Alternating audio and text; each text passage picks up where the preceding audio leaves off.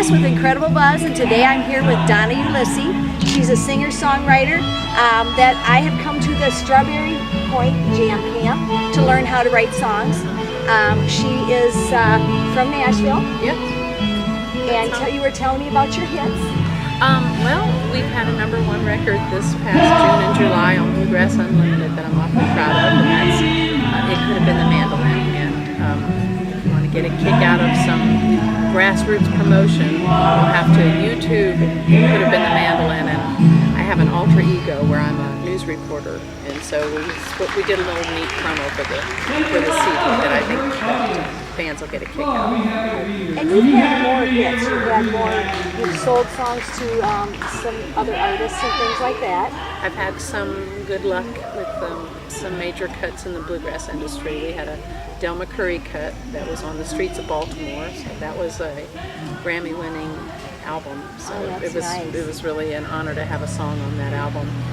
My husband Rick Stanley and I wrote a song called Wimble Walker for Doyle Lawson and Quicksilver, which was also on a Grammy-nominated album this year in sessions.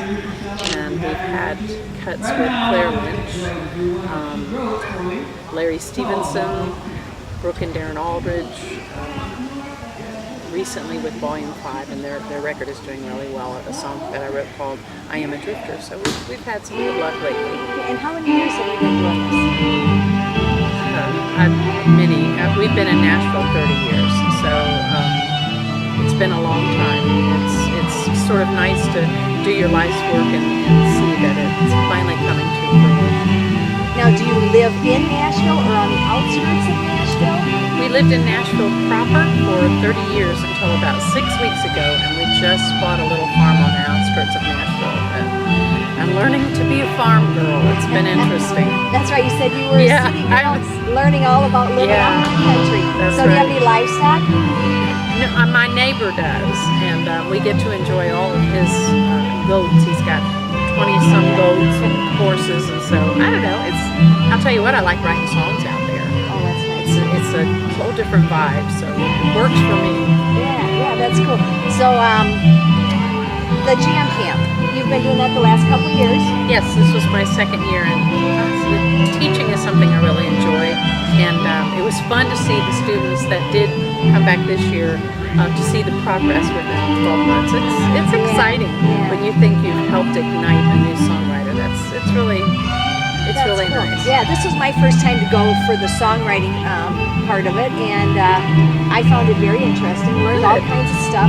Now, one of the guys that was in the class, I don't know if he told you this, but he said he learned more in the first half hour from you than he did in a whole week's worth of class from someone else. Oh, well, it's neat. Yeah, I thought that was very interesting. So there's other songwriting camps out there. Oh, they're all over the country, and there's some fine ones. We have lots of friends that do this, and my husband and I actually are touring the country doing this. It's sort of paying it forward, and I like it. It's a good way to spend some time. Yeah, I'm thinking about doing it next year already because it was interesting. So we'll see how much I can accomplish. You have the talent to do it. Yeah, I just have to see if I can work on the music part of it now, because I can write the words, but it's to get the background, the melodies and stuff with it. So we'll see how that goes.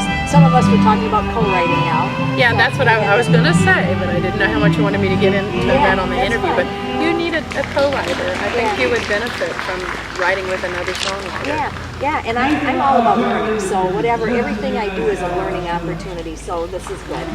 Well, good. And I just wish you luck. I'll look forward to seeing what you accomplish in a year. Yeah, we'll see. And don't disappoint me. All right, I'm going to have to work hard at it. But so this whole bluegrass thing, this is so neat. I mean, so this is the Bluegrass Festival going to be going on this coming weekend. They do it once a year. Yes. So they have the songwriting part of it.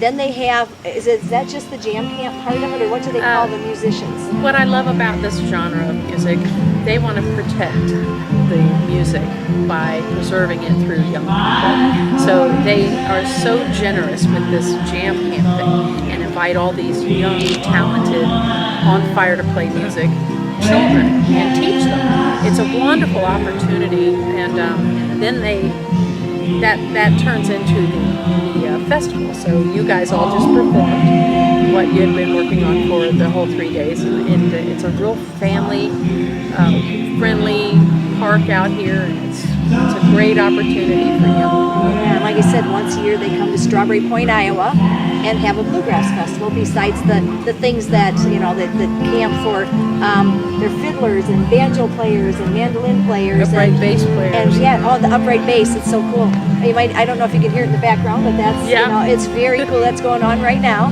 Yeah. So, was this always your dream to sing and do? Because you have a beautiful voice. Well, thank you. Yes, you do. It's just gorgeous. So, what's your passion? What's the singing or the songwriting or all of that? Or what's I don't ever remember having another dream.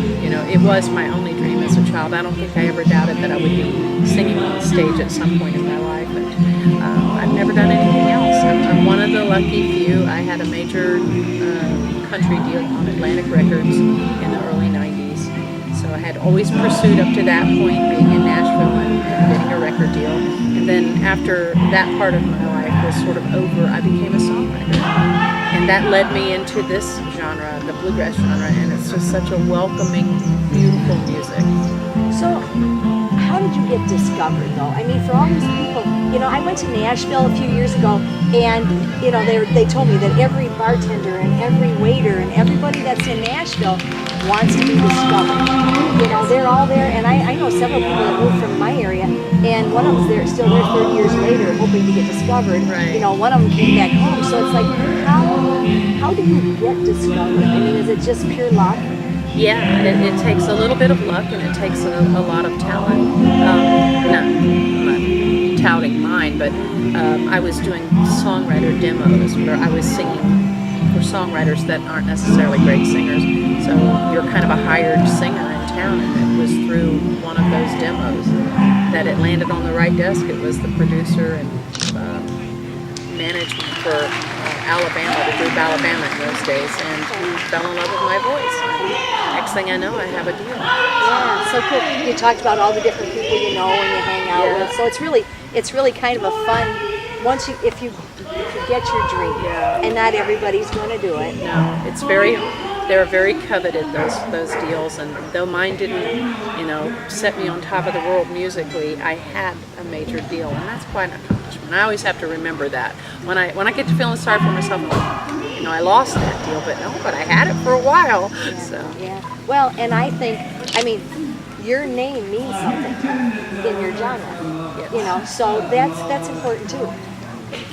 People, didn't you say one of your neighbors didn't know what you did, and then a visitor figured out who you were, and he was so impressed that Well, bluegrass bands are very loyal, and they're just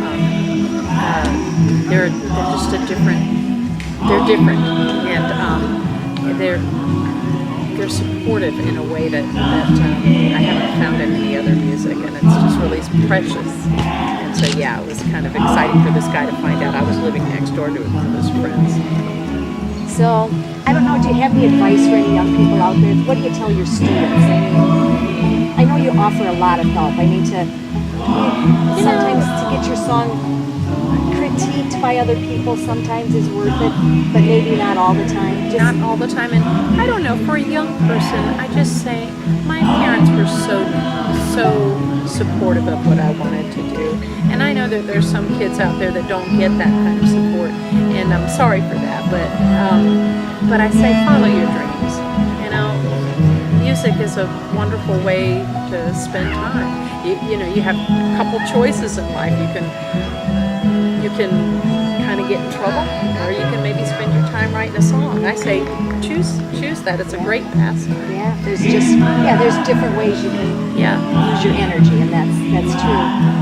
So my talk show is called Incredible Buzz. So our idea is life should be an incredible buzz. We should be able to enjoy. That's a great mantra. Yeah. It's just something to remember. It's your life. Do something you enjoy. And there's so many sad things in life that you need to find something that gives you your incredible buzz. Well, I hope all those watching will have an incredible buzz. So I want to thank you so much for your interview. And I'd say we're out of time, so I want to remind you that life should be an incredible buzz.